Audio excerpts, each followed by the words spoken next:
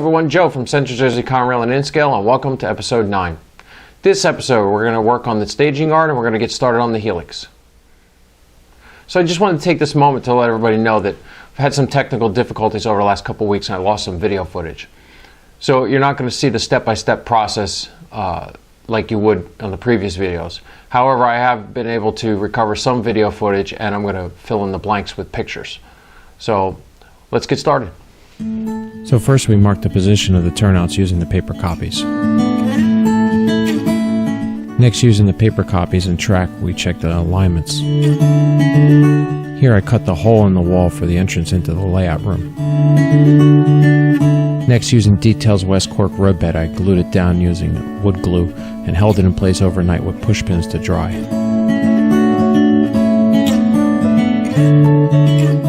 Once the glue was dry, I sanded it using a palm sander to make sure it was smooth before laying track. So before laying each piece of track, I prep it by removing the ties on the ends and making sure that the rails are square. I'm using Microengineering Code 55 Flex Track. In the hidden staging areas, I'm nailing all the track down using track spikes. I'm nailing the track instead of gluing it in the hidden areas for ease of maintenance, so it's easy to remove in case I have to replace a turnout or track. I flip over each piece of flex track and there's dimples on the backside. Using a pin vise, I drill them out so that I can put my nails in. Microengineering Flex Track wants to keep its shape, so here I manipulate each piece to the curvature the way I want it. Once each piece of flex track is the way I want it, I drill the holes in the cork road bed and I insert the track nails.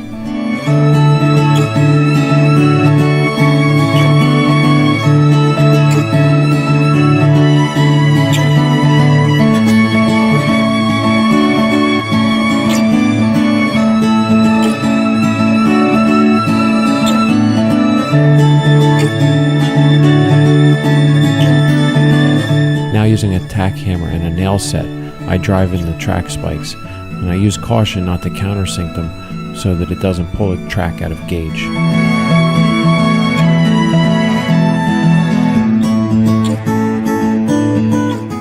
At this point I use a good free-rolling freight car and an NMRA track gauge to check my track. I do this to correct problems as I go so that they don't compound as I get further along in the track laying process.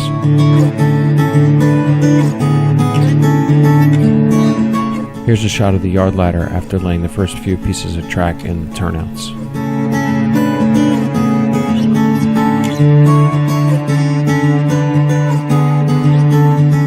So here I am connecting the next piece of track. I'm using rail joiners and then I'm soldering for good electrical connection. A lot of model railroaders out there say that they're not good at soldering. Here's a few tips that I can give you. First, buy yourself a good soldering iron. You're going to use it a lot when you're building your layout. So I bought a Weller that had a variable temperature control. Use a thin rosin core solder. The thinner the solder, the lower the temperature you have to use. Use the lowest temperature setting you can to get the solder to flow. This way you will avoid melting the ties on the flex track. Also, consider using a liquid flux to get your solder to flow. When soldering your rail joints and your rail feeders, do it in short increments. This way you don't overheat the rail and it doesn't melt the ties. Also, get a good set of rail nippers. This way when you're cutting the rails, it cuts the rails nice and square.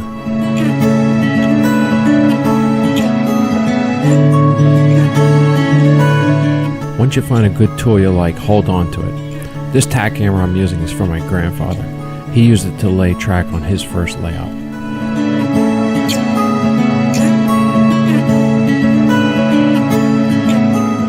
Here we are on the third day of track laying. Once you get confident in soldering, it's fairly easy. It goes quickly.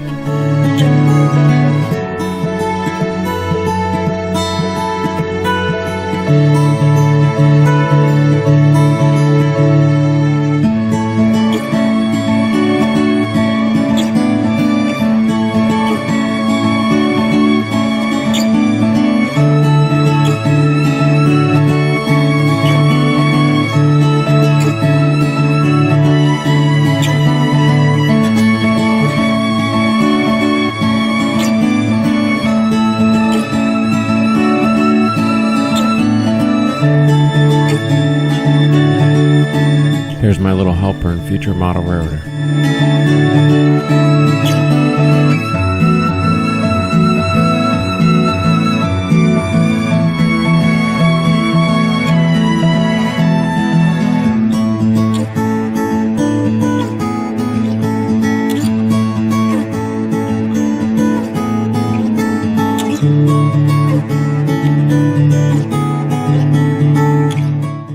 We just repeat these steps until we get all the track laid.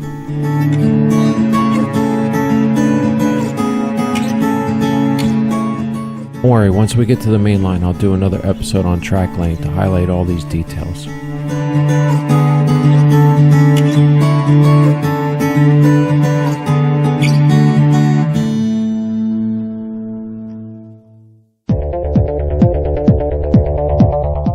Okay, so here we are starting to install the track feeders. I'm using 22 gauge solid wire for my feeders, and I'm using a 16 gauge for the bus lines.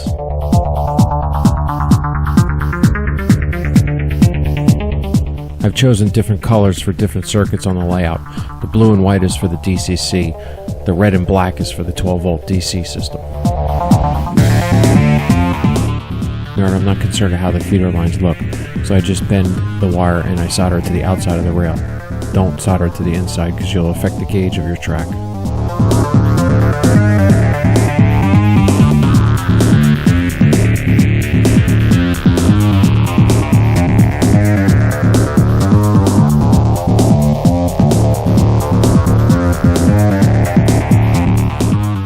The rail by adding a small amount of solder before I start attaching the wire.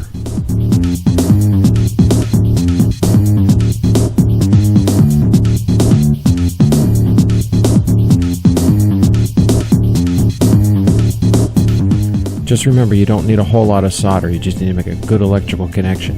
Once the solder is cool, I give the wire a little tug just to make sure that it's attached properly.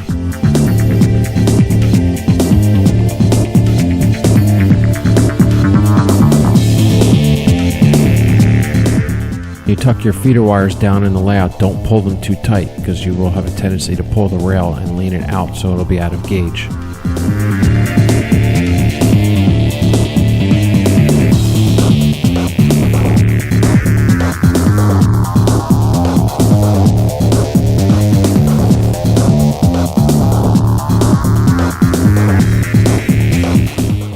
The feeder wire is pulled down. Use a good free rolling freight car and an NMRA track gauge and check all of the feeder wires. As you can see here, some of the feeder wires were pushing up and they were causing the car to derail.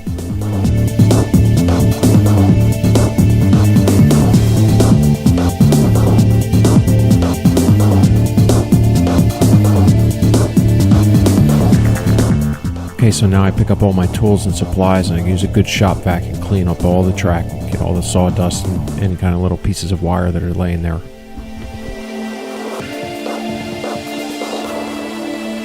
Okay, so the last step is to get some 70% isopropyl alcohol in a toothbrush, and I scrub all of the soldered connections. This way I can remove any residue from the rosin or any flux that I used. If you leave the flux on the rail, it could cause oxidation. The track work is complete. Now we just have to run the bus lines and connect it to the DCC system for testing.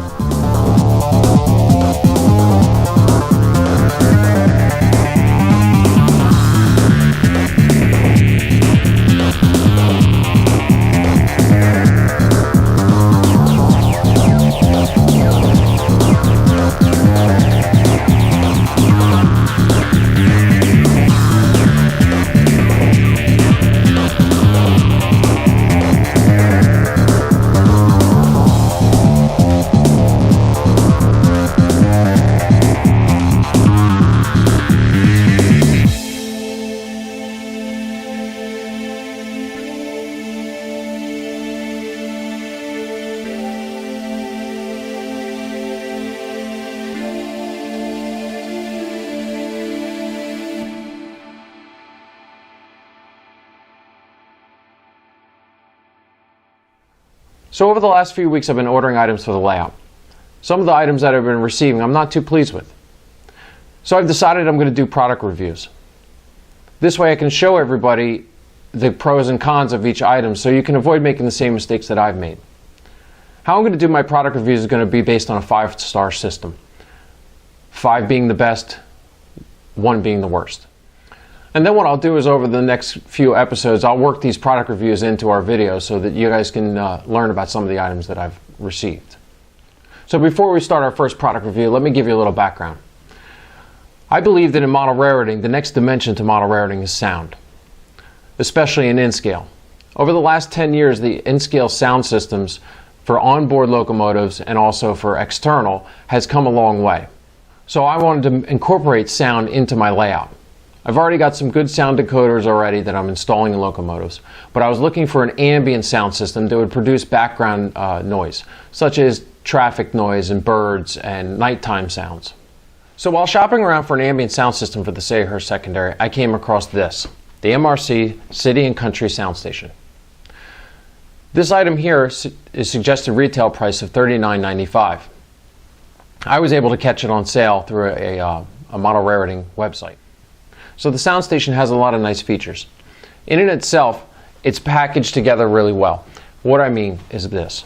There's a lot of other professional ambient sound systems out there that you have to buy the board, then you have to get a separate amplifier, and then you have to get your speakers. However, the sound station is all in one. It has its amplifier, speaker, has the computer control card with all the sounds already preloaded. So at $39.95, it looks like a good deal. However, upon opening the box and taking it out, I found that there was some features that it lacked.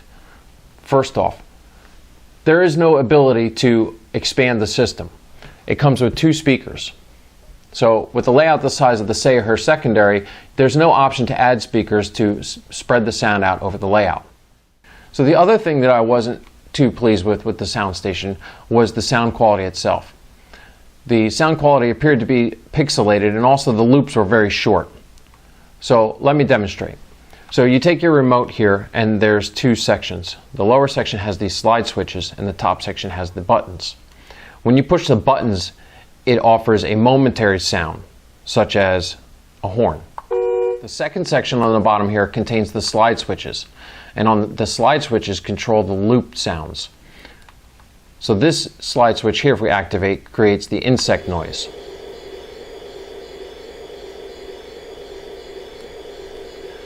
So the problem that I have is that if you sit here and you listen for a few seconds, you can start to hear the loop going back and forth over and over.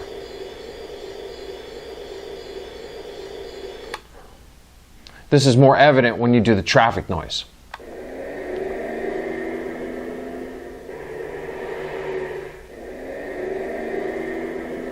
There's only 2 vehicles that run, and then it repeats itself. So those are the 2 main issues that I had with the sound station. So for a layout the size of the Sayrehurst secondary, the system may not be adequate to produce enough ambient sound to fill the room. However, for a beginner modeler, this system is more ideal. The price point is right at $39.95. All the components are contained in one package, and that it produces enough sound for a 4x8 layout. So for those reasons, here at Central Jersey Conrail and N-Scale, I'm going to give this a 3 stars out of 5. So now with that product review being done, I'm going to go back on the internet and start shopping for other sound systems for the Sayrehurst secondary. So in the future, when I get those items, I'll show them to you. Okay, so like I said in the beginning of the video, I lost all the footage for the construction of the helix. So what I'm going to do now is I'm just going to walk you through what I've done to this point and what we're planning on doing with the helix. Okay, so this top framework here was the existing bench work. And then what I did is I used 1x4s and plywood, and I built a lower level here. I then attached it with 2x2s to the bench work, and also I have 2 legs that go all the way to the floor, and on the bottom of those has T-nuts so that this way I can level up the base. So this way the base is nice and level, so we have a level platform to start with. Also, by tying everything together, I made this section of bench work real sturdy because we had some problems before with it being a little soft. The next step, what I then did was I cut the hole in the back over here for the entrance into the staging yard. Then I used some cardboard templates, and I traced my line to get my radius of my curves, and you can see that's the black line here. This one was a mistake. So when I was laying track work from the staging yard, I put in the cork road bed, and I also installed the flex track, and then also this turnout over here is installed. So what we've done here is we've now created a Y, because I'm going to have the curve switch here, and track will go this way. So trains coming down the helix can enter the staging yard over here, and then trains coming from the Sayrehurst return loop can go up the helix this way or go into the staging yard. So now we have a Y. So what I've done then is I've created an interlocking. We're going to call this interlocking bank, and that's in reference to the bank interlocking north of Red Bank, New Jersey, on the North Jersey coastline. So we've also added an operator's position by doing that. So the plan with that is I'm going to build an operator's panel in the staging yard, and the staging yard operator can control the interlocking.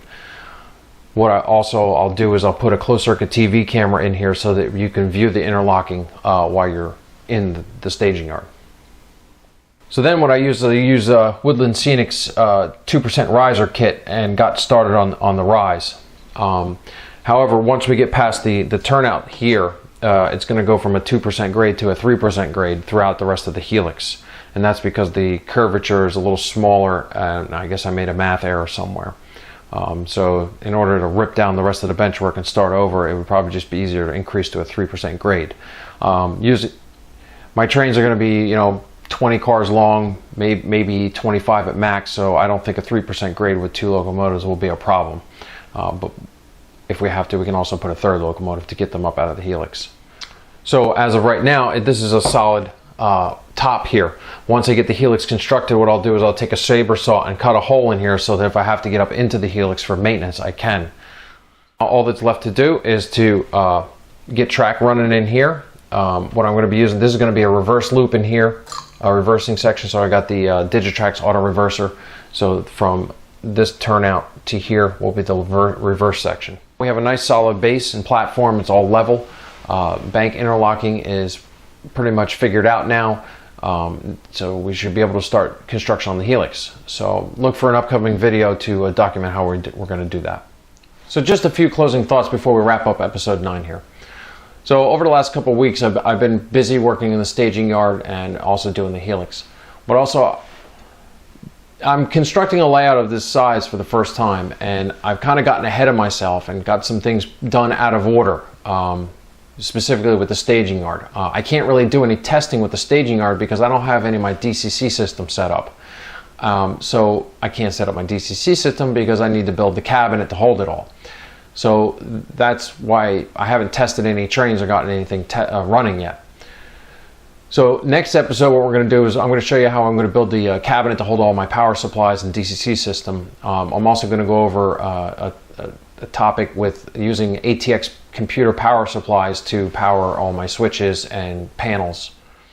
So after realizing I didn't have my cabinet built for all my power supplies and stuff, it brought up another issue to my attention, is that putting together a layout of this size can get confusing of where you want to go, and what you need to have is you need to have a clear-cut outline of when you need to do things or what's next in this process. So what I've done is I've constructed a whiteboard. It's off camera now, and I laid out all the steps on what I'm going to do next and what needs to be done when. So hopefully that will prevent problems in the future of not having things ready when they need to be ready. So my last thought for today.